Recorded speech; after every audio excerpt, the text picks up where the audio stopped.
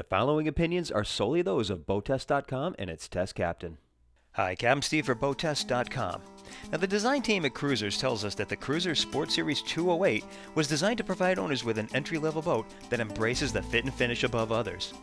This is a believable scenario as she's built right alongside the Cruiser's yachts, and it's actually easier to use the same level of fit and finish rather than train workers to lower their standards. But let's see for ourselves as we do a full evaluation of the CSS 208. This level of fit and finish can immediately be seen as you approach the 208 and her mirror-like finish. It can also be seen on board in things such as the upholstery, which is not only made from multiple shades of UV-resistant marine-grade vinyl, but also incorporates diamond-quilted hand-stitched patterns in accent areas.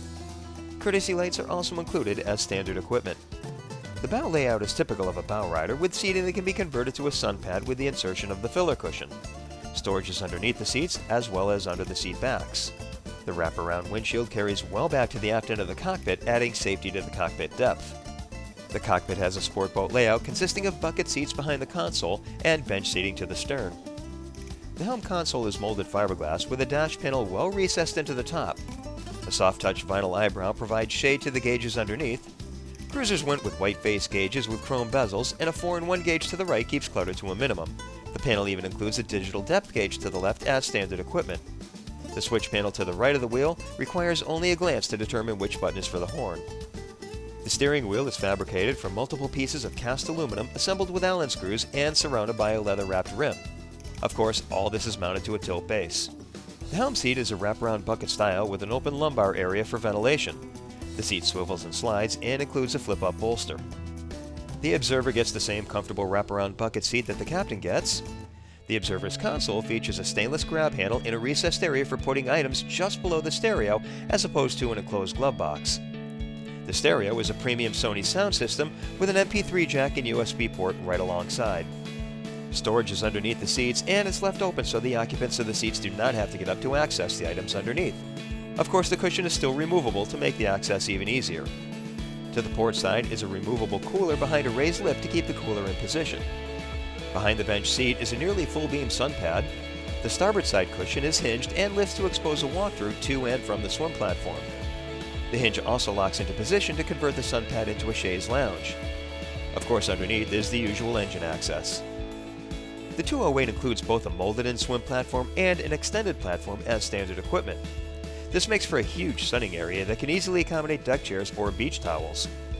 The entire surface is non-skid, and a reboarding ladder is off to the right side, well clear of any sharp edges underneath the platform. A stereo remote is mounted to the left side. The Cruiser Sport Series 208 has a length overall of 20 feet 10 inches, a beam of 7 feet 10 inches, and a draft of 27.5 inches. With an empty weight of 3,100 pounds, full fuel, and 2 people on board, we had an estimated test weight of 3,730 pounds. With the Volvo Penta V8 270 turning an SX drive with a 21-inch propeller, we reached a top speed of 51.7 miles per hour at 45 RPM. At that speed, we were burning 17.9 gallons per hour, giving us a range of 91 miles. Best cruise came in at 3,000 RPM and 30.8 miles per hour.